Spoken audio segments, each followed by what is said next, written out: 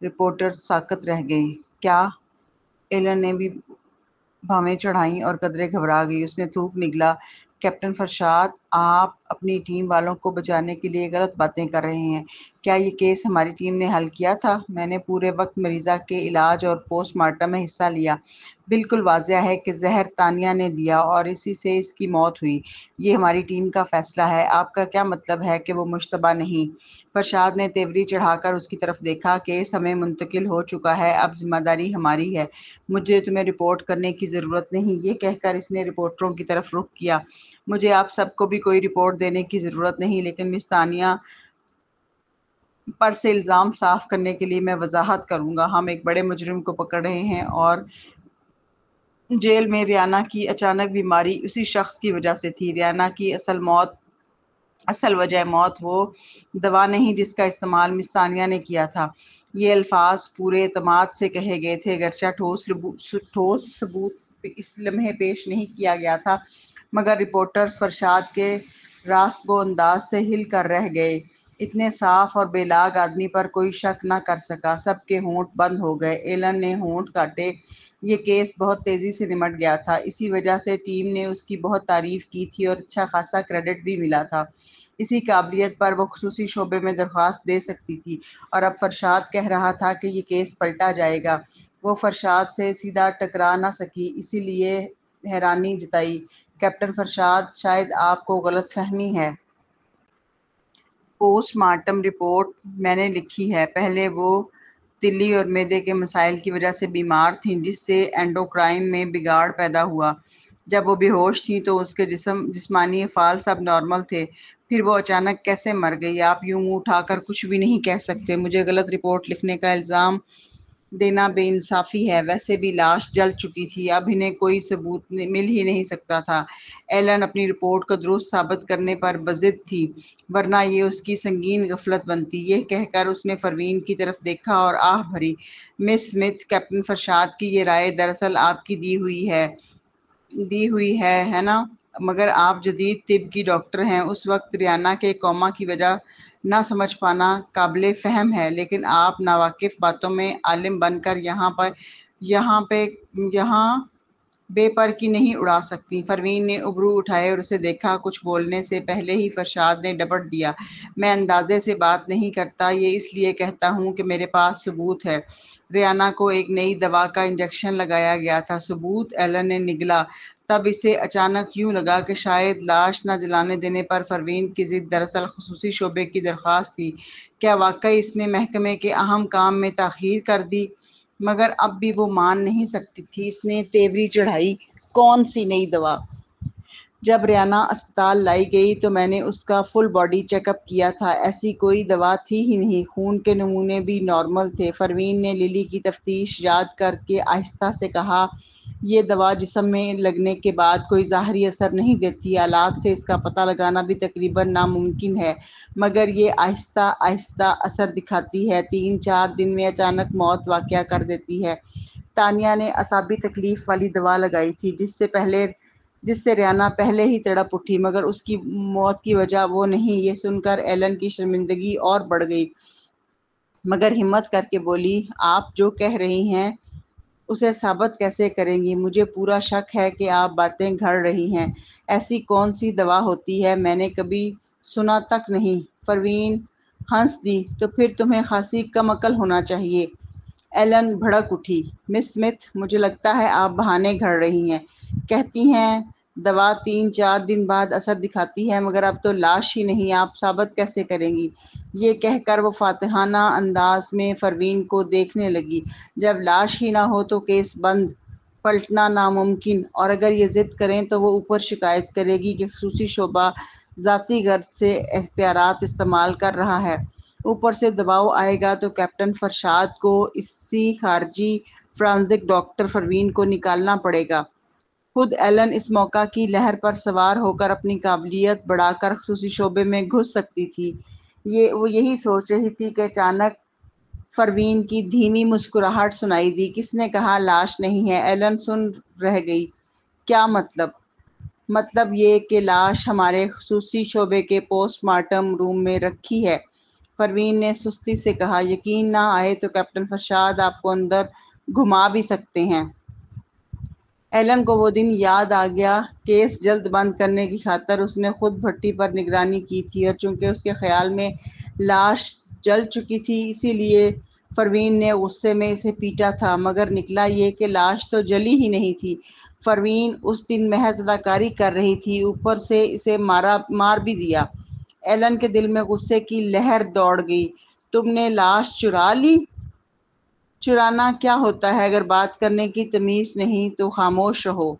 خصوصی شعبہ کسی کو لاش منتقل کرے تو کیا وہ چوری کہلاتی ہے؟ ماریسا 7 سینٹی میٹر ہیلس میں خصوصی شعبے سے چلتی ہوئی باہر آئی۔ اس کے گھنگریالے بال کھلے ہوئے تھے، سرخ لباس چمک رہا تھا۔ چلتی تو کمر کا خم اپنی مستی دکھاتا۔ دلکشی اس کی پہچان تھی۔ ماریسا کو دیکھتے ہی ایلن کی آنکھوں میں خوف صاف اترا۔ وہ ایک قدم پیچھے ہٹی۔ اسے سمجھ آ گیا کہ اس بار غلط لوگوں سے پنگا لے لیا، مگر وہ قصور مان بھی نہیں سکتی تھی۔ اس نے فوراً پینترا بدلا۔ تو واقعی یہ کیس آپ کے خفیہ ڈپارٹمنٹ کا ہے، مگر کیپٹن فرشاد، کیپٹن ماریسا، آپ نے پہلے بتایا کیوں نہیں؟ پہلے بتا دیتے تو میں یہ غلطی نہ کرتی۔ ویسے بھی جب مقتولہ آئی تھی تو میں نے پورا معائنہ کیا تھا۔ وہ واقعی جسمانی بے ترتیبی کی وجہ سے کوما میں تھی۔ میں نے کب سوچا تھا کہ معاملہ ایسا نکلے گا؟ وہ ترنم سے بولی، یہ سب غلط فہمی ہے تو پھر میں آپ لوگوں سے جھگڑا نہیں کروں گی۔ آخر آپ نے جان بوجھ کر تو کچھ نہیں کیا تھا۔ یہ کہہ کر وہ مڑنے لگی۔ آخر جب لاش جلی ہی نہیں تو انہوں نے ثبوت بھی حاصل کر لیے ہوں گے۔ اب بات چھپ نہیں سکتی۔ بہتر یہی تھا کہ اپنی کوتاہی مان کر باقی سب پر پردہ ڈال دے۔ جلدی سے یہاں سے نکلنا تھا۔ جہاں تک اس پر ہاتھ اٹھانے کا معاملہ، اس نے دانت پیس لیے۔ آج بدلہ ممکن نہیں، مگر بدلہ لینے میں کبھی دیر نہیں لگتی۔ موقع ملا تو وہ پروین سے حساب لے گی۔ ایلن نے پل بھر میں نفع نقصان تول لیا اور صحیح فیصلہ کیا۔ وہ گھومی ہی تھی کہ پروین نے کہا، ذرا ٹھہرو۔ ایلن پلٹی تو لڑکی کی آواز آئی، بالکل مطمئن، ہلکی سی شوخی کے ساتھ، تم مجھ سے جھگڑا نہیں چاہتی تو میں تم سے جھگڑا کروں گی۔ ایلن قدموں میں رک گئی۔ دل ہی دل میں کوسنے دیتی ہوئی اس نے مشکل مسکراہٹ چہرے پر لائی، پلٹی اور پروین کی طرف دیکھ کر مسکرا کر بولی، یہ ٹھیک ہے، اس بار میری غلطی تھی۔ اگر آپ لوگوں نے بروقت لاش اپنے پاس نہ لے لی ہوتی تو شاید میں واقعی شواہد ضائع کر بیٹھتی۔ قصور میرا ہے، میں غلط تھی۔ کیپٹن فرشاد، میں واپس جا کر تحریری رپورٹ جمع کروا دوں گی۔ کیا یہ ٹھیک ہے؟ وہ واقعی چالاک عورت تھی۔ پروین نے ہونٹ حقارت سے سکیڑے۔ کام میں غلطی ہو جائے تو اس قدر جارح نہ ہونا چاہیے، مگر ایلن کی غلطی کی نوعیت بہت شیطانی تھی۔ غالباً وہ اس وقت ریانا کی موت کی اصل وجہ ہی نہ جان سکی اور اپنی کوتاہی چھپانا چاہتی تھی، اس لیے اس نے سارا الزام تانیہ پر ڈال دیا۔ ایسی شخص کو معاف کیسے کیا جا سکتا تھا؟ پروین نے فرشاد کو بولنے کا موقع نہ دیا اور کہا، کیا واقعی صرف نوکری سے نکال دینا ہی کافی ہے؟ ایلن دل میں پروین کے آباء و اجداد تک کو برا بھلا کہہ چکی تھی، مگر چہرے پر معذرت آشنا تاثر رکھا۔ کڑوی ہنسی کے ساتھ بولی، میری طبی مہارت کمزور تھی، میں سمجھ نہ سکی۔ بات مہارت کی نہیں، پروین اچانک بولی۔ ایلن نے سکھ کا سانس لیا۔ اسے لگا سامنے والی پھر بھی معقول ہے، اسے کچھ عزت دے دے گی۔ وہ ہلکا سا مسکرا کر ہاں کرنے ہی والی تھی کہ پروین کے اگلے الفاظ نے اسے کاٹ دیا، تمہارا کردار خراب ہے۔ ایلن اچانک پروین کو گھورنے لگی، مس سمتھ، میں سمجھی نہیں، میں نے غلطی کی اس لیے میرا کردار خراب ہو گیا۔ کیا آپ ضمانت دیتی ہیں کہ باقی تمام پوسٹ مارٹم رپورٹس ہمیشہ کامل رہی ہیں؟ کیا ازل سے آج تک غلط فیصلے نہیں ہوتے؟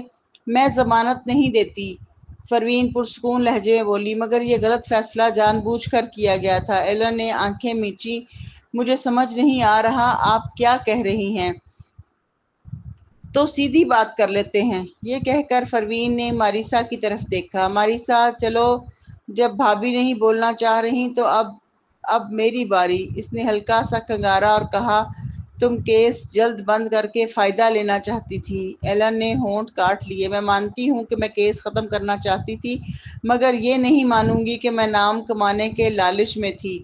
اس کیس میں غلطی ہوئی، مگر جان بوجھ کر نہیں۔ اوہ، ماریسا نے گردن جھکائی ماریسا نے گردن جھکائی تو لاش جلد از جلد جلانے کی کیوں پڑی تھی؟ ایلن کیونکہ گرمیوں کے دن تھے، مجھے ڈر تھا لاش گلنے لگے گی۔ ماریسا ہنس دی۔ مردہ خانے میں فریزر ہوتے ہیں۔ ایلن نے پھر تھوک نکلا، لیکن مس تانیہ تو اعتراف کر چکی تھی، کیس بند ہو سکتا تھا، پھر میں لاش کیوں روکے رکھتی؟ تم غلط ہو۔ ماریسا کی نظریں یکایک تیز ہو گئیں۔ کیس کبھی حل ہوا ہی نہیں تھا، اب یہ غفلت سے بھی آگے ہے، یہ منصب کی بے حرمتی ہے۔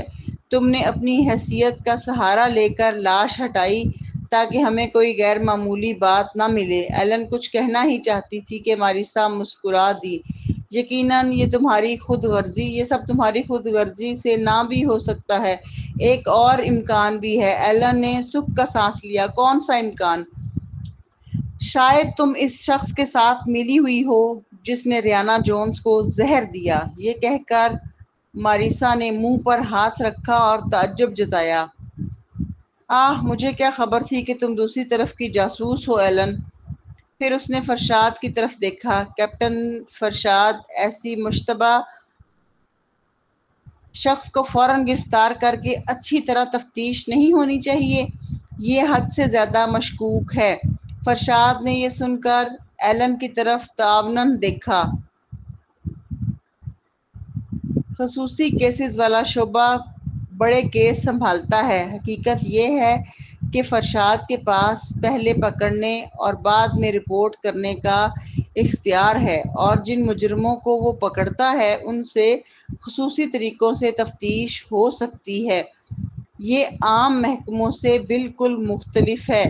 جیسے ہی ایلن کے ذہن میں خصوصی تفتیش کے شعبے کا خیال آیا، وہ کانپ اٹھی اور چلا اٹھی، میں نے نہیں کیا۔ ماریسا مسکراتی نگاہوں سے اسے دیکھتی رہی۔ پھر یہ بتاؤ، لاش کو جلانے کی اتنی جلدی کیوں تھی؟ وہ کیا جواب دیتی؟ یقیناً ایلن سمجھ گئی تھی کہ اصل اہم کیا ہے۔ یقیناً کریڈٹ چاہیے تھا۔ کم از کم یوں جان تو بچتی۔ آخرکار ایلن کو غلطی ماننی پڑی۔ میں غلط تھی۔ میں علاج کے دوران ریانا جونز کی بیماری کی وجہ سمجھ نہ سکی۔ آخر وہ مر گئی۔ میں اپنے کمزور طبی ہنر کا طعنہ سننا نہیں چاہتی تھی۔ اتفاق سے مس تانیہ نے اسے ہیلوسینوجن دیا تھا، تو میں نے سارا الزام ان پر ڈال دیا۔ میں لاش جلدی جلوانا چاہتی تھی کہ کہیں مس اسمتھ کو کچھ پتہ نہ چل جائے۔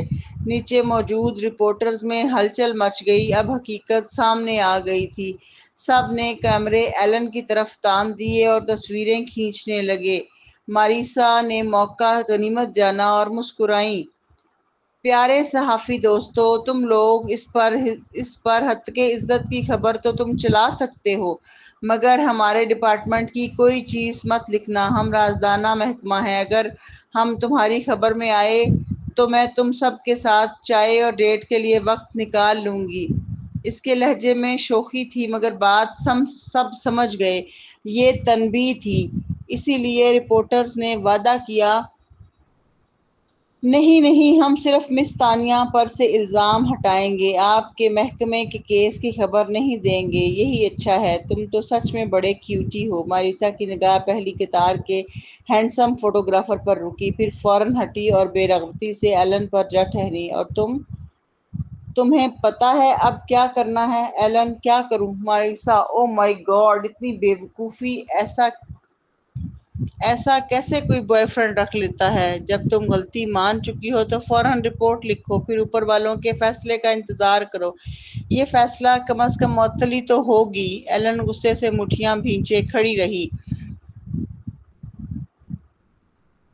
آخرکار صرف سر ہلا دیا، دانت پیس کر پروین کو گھورا۔ ٹھیک ہے، میں رپورٹ لکھوں گی۔ رپورٹرز اور ایلن تیزی سے رخصت ہوئے تو پروین نے موبائل نکال کر دیکھا۔ اس کا آخری پیغام سامنے والے کو یہی تھا: میرے آس پاس کے کسی ایک بندے کا بھی اگر بال تک بیکا ہوا تو میں تمہاری پوری تنظیم کو بنجر کر دوں گی۔ 1 منٹ کے بعد ادھر سے جواب آیا: میں نے بنجر کا مطلب دیکھ لیا ہے، مگر ہماری تنظیم کے ٹھکانے پر تو گھاس ہی نہیں اگتی۔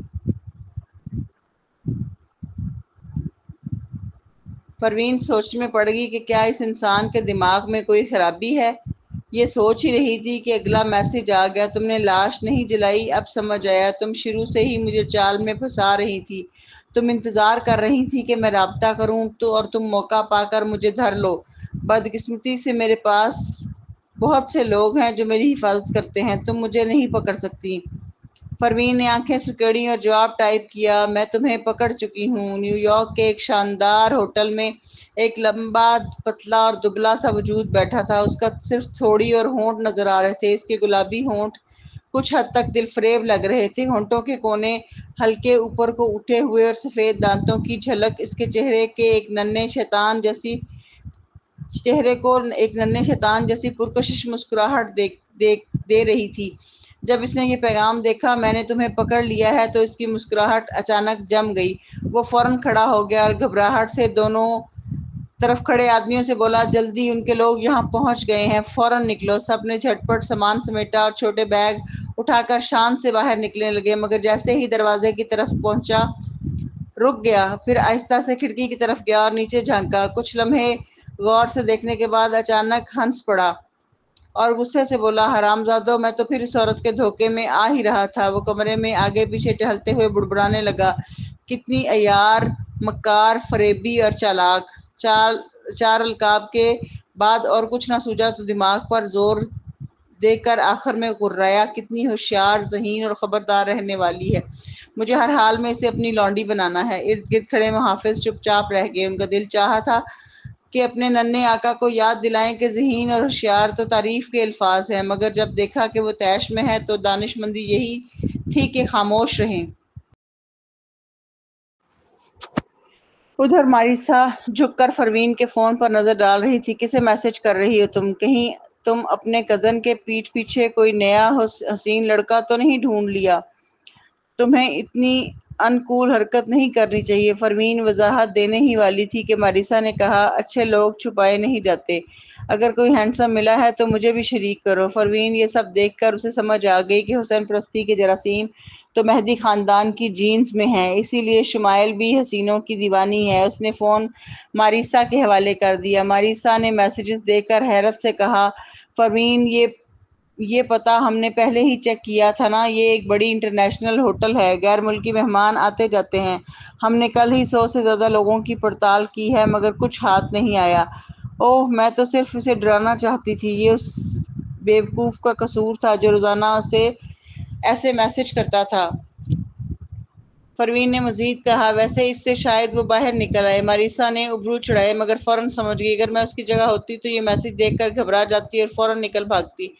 اس وقت جو گھبرا کر بھاگے گا وہی اصل ہدف ہوگا۔ پروین نے سر ہلایا، ہاں، سب کچھ اس پر ہے کہ وہ جال میں آتا ہے یا نہیں۔ کچھ وجہ تھی کہ وہ اس شخص کے میسج پڑھ کر پروین کو لگتا تھا جیسے وہ کوئی پاگل معصوم سا شیطان ہو، جیسے کوئی اجنبی ننھا دیو انسانی شکل میں کھیلنے اتر آیا ہو، کبھی محض تجسس میں چند جانیں لے لیتا ہے کیونکہ اس کی دنیا میں اچھائی برائی یا سچ جھوٹ کا کوئی تصور نہیں، بس یہ کہ کیا مزیدار ہے کیا یا نہیں، ورنہ بھلا کوئی عام آدمی یہ بات کرتا کہ تمہیں غلام بنا لوں گا یا مجھے آقا کہو؟ یہ تو بچگانہ اور مضحکہ خیز سوچ تھی۔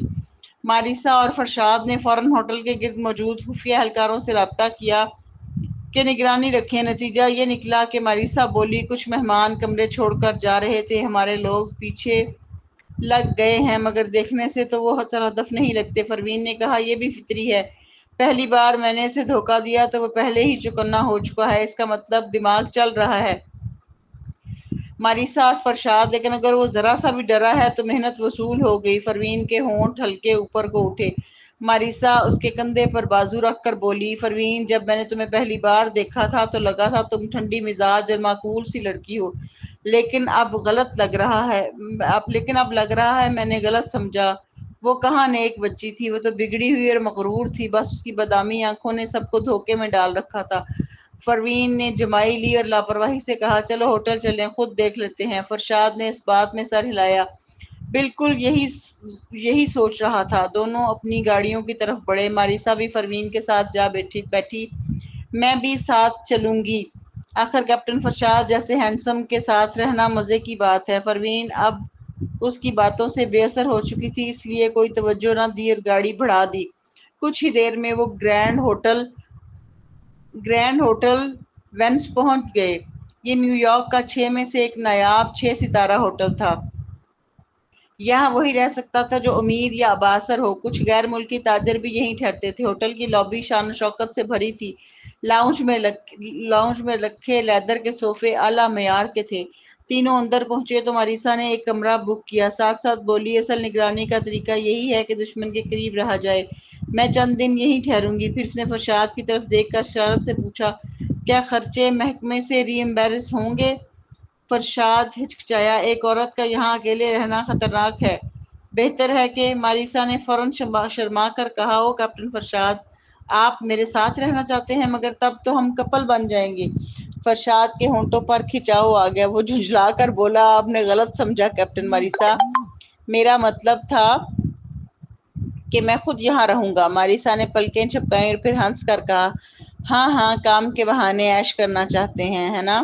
میں بیوقوف نہیں ہوں، دو ہی راستے ہیں، یا ہم ساتھ رہیں یا پھر میں اکیلی رہوں گی، تو پھر آپ ہی رہ جائے۔ پروین نے قیام کا ارادہ ہی نہیں کیا۔ اس نے فوراً فون کھولا اور واقعی وہی انجانی آئی ڈی سے پیغام آیا، مجھے بیوقوف بناؤ گی؟ کبھی نہیں بی بی، پروین نے جواب دیا، میں تمہیں بیوقوف نہیں بنا رہی، میں ابھی ہوٹل کی لابی میں ہوں، ہمت ہے تو نیچے آ کر ملو۔ پھر ایک اور پیغام بھیجا، اوہ بھول گئی، تم تو ایسے ہو جو عوام کے سامنے آنے کے قابل ہی نہیں، ڈرپوک ہو، اس لیے نیچے آنے کی جرات نہیں کرو گے، ٹھیک ہے؟ اوپر کمرے میں حرام زدگی وہ آدمی بفر گیا، سیدھا دروازے کی طرف بڑھا، اپنے ساتھیوں سے بگڑی ہوئی انگریزی میں بولا، وہ مجھے چیلنج کر رہی ہے، میں ڈرپوک نہیں ہوں، مجھے نیچے جانا ہی ہوگا، میں ابھی اسے پکڑ کر لاؤں گا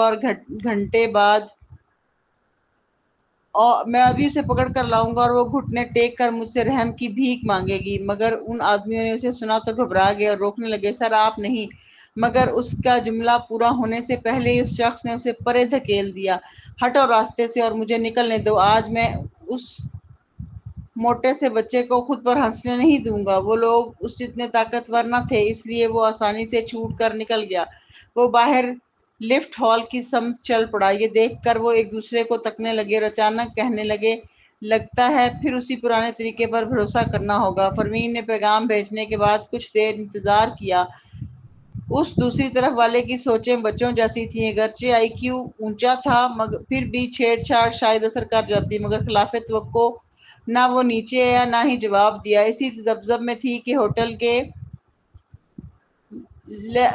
کے لفٹ ہال سے ایک مانوس سی شخصیت باہر آئی۔ پروین اسے دیکھ کر ذرا چھٹکی، لیکن جیسے اس نے بھی پروین کو دیکھ لیا ہو، اس کی آنکھیں چمکیں اور وہ ادھر آ گیا۔ آتے ہوئے اس نے رومال منہ پر رکھا اور ایک بار کھانسا، شاید کچھ تھوک نکلا تھا۔ اس نے رومال پر نظر ڈالی، پھر تہہ کر کے جیب میں رکھ لیا۔ وہ نرم سی مسکراہٹ کے ساتھ قریب آ کر بولا، مس سمتھ، آپ کو یہاں دیکھنے کی توقع نہ تھی۔ پروین چونکی، مسٹر جیلانی؟ سامنے کھڑا شخص کوئی اور نہیں، تبریز جیلانی کا چچا عثمان جیلانی تھا۔ پروین نے آنکھیں سکیڑیں اور ادھر ادھر دیکھا، پوچھا، آپ یہاں کیا کر رہے ہیں؟ عثمان پھر کھانسا اور بولا، میرا کلائنٹ یہیں ٹھہرا ہے، میں اس کے ساتھ جڑی بوٹیوں کی خریداری پر بزنس ڈیل ڈسکس کرنے آیا ہوں۔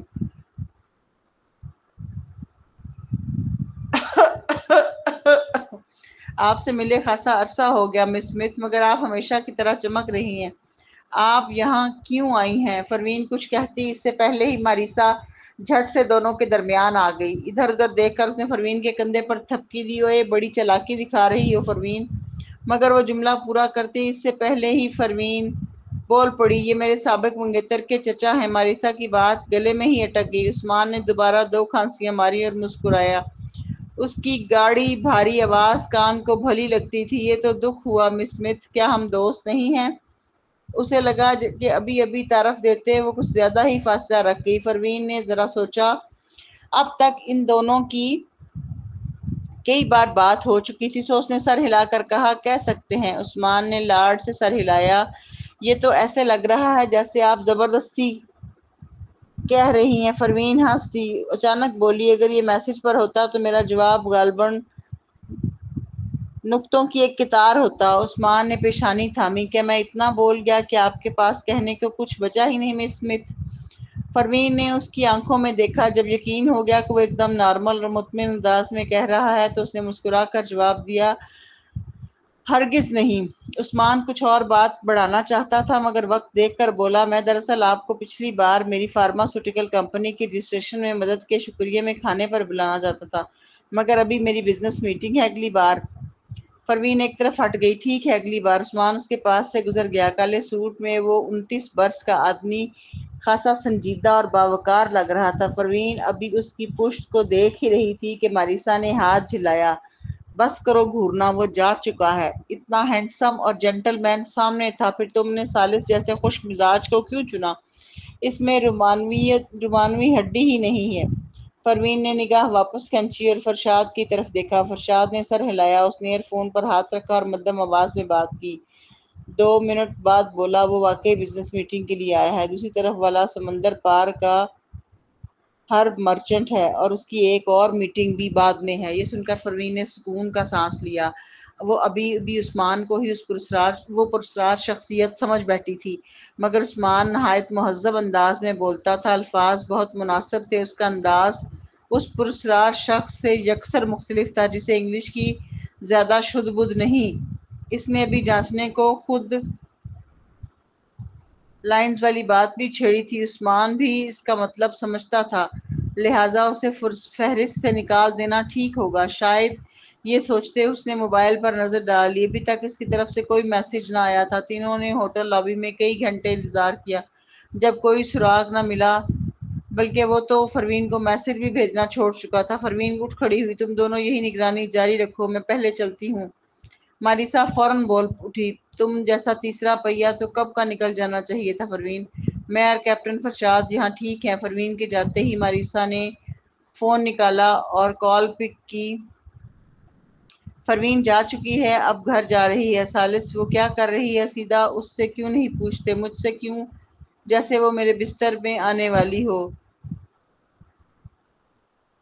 ٹوں ٹوں ٹوں ادھر سے ڈسکنیکٹ ٹون بجی۔ ماریسا نے لب چھڑائے، واہ بھئی کتنے پارسا، ایک مذاق بھی برداشت نہیں۔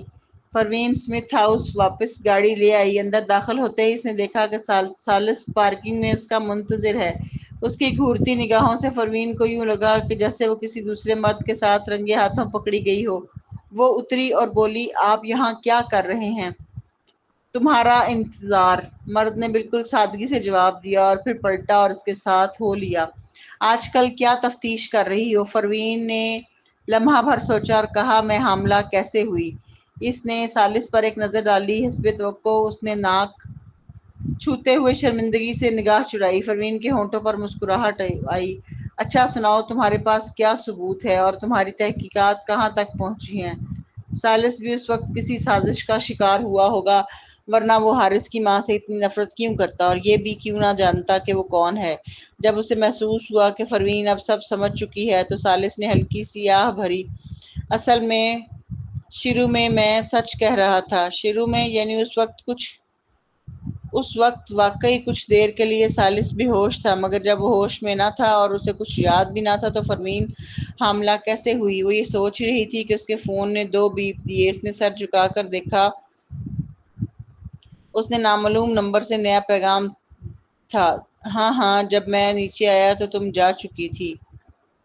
پروین، اگرچہ تم نے مجھے بہت غصہ دلایا پھر بھی میں تمہیں ایک موقع دینے کو تیار ہوں تاکہ تمہیں دکھاؤں کہ ہمارا ڈپارٹمنٹ کتنا طاقتور ہے۔ میں اپنی دوسری بڑی چال چھوڑ چکی ہوں۔ تیار ہو؟ پروین، یہ بندہ 8ویں جماعتی سنڈروم میں مبتلا کیوں لگتا ہے؟ پہلی بار اس نے تانیہ کو نشانہ بنایا تھا، دوسری بار بڑی چال کس پر ہوگی؟ وہ یہ سوچ رہی تھی کہ جوئل کمرے سے بدحواسی میں نکلا۔ چہرے پر سنجیدگی تھی اور وہ تیزی سے گاڑی کی طرف بڑھا۔ پروین کچھ بولتی اس سے پہلے وہ نکل گیا۔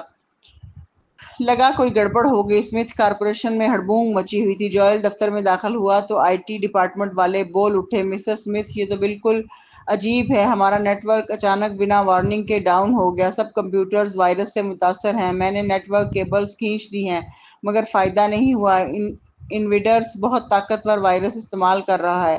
جوئل نے گہری سانس لی۔ اسپیڈی کہاں ہے؟ اسپیڈی وہ ہیکر تھا جس اسمتھ فیملی نے رکھا ہوا تھا، یوں سمجھے گھر کا خزانہ۔ کہا جاتا ہے مہدی کارپوریشن نے بھاری قیمت دے کر وائی کو نیٹ ورک کنسلٹنٹ رکھا ہوا ہے، اس لیے کوئی ان پر حملہ کرنے کی جرات نہیں کرتا۔ اور اسمتھ کارپوریشن کے لیے اسپیڈی تھا۔ آئی ٹی مینیجر نے کہا ماسٹر نیٹ ورک ٹھیک کرنے کی کوشش کر رہے ہیں، مگر اس بار کہنا مشکل ہے کہ کیا نتیجہ نکلے گا۔ پھر اس نے تیوری چڑھا کر کہا سامنے والا بہت اگریسو ہے اور اگر مہارت بھی زبردست، ہمیں شبہ ہے کہ وہ کوئی مشہور ہیکر ہے۔ ابھی وہ یہ بول ہی رہا تھا کہ جوئل اندر آیا اور اسپیڈی کو منہ بنا کر نیٹ ورک بچانے کی کوشش کرتے دیکھا، مگر اچانک سکرین بلیک ہو گئی۔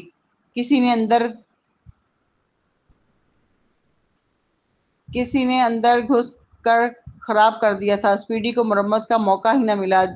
جوئل نے یہ دیکھا تو اسپیڈی کے پیچھے آ کر بولا اس سے پوچھو وہ کون ہے؟ جو شخص اسپیڈی کو ہرا دے لازماً بہت ماہر ہوگا۔ آخر اسپیڈی اور سولو ایک ہی صف کے نام تھے۔ اسپیڈی سمجھ گیا مسٹر اسمتھ دوسری طرف سے بات کرنا چاہتے ہیں۔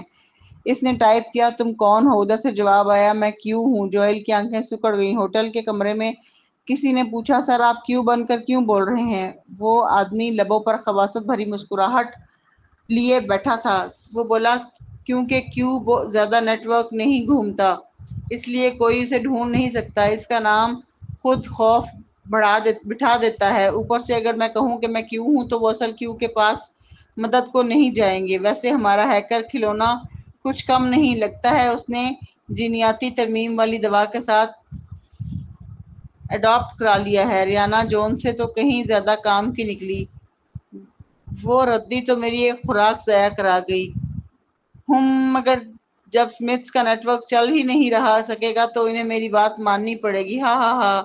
وہ جیت کے نشے میں صوفے سے ٹیک لگا کر دونوں ہاتھ سر کے پیچھے دے کر بولا بتاؤ ایک بڑی کمپنی کے پاس انٹرنیٹ نہ ہو تو وہ کیسے چلے گی؟ کیا میرا ننھا خادم اب آ کر مجھ سے منت کرے گا؟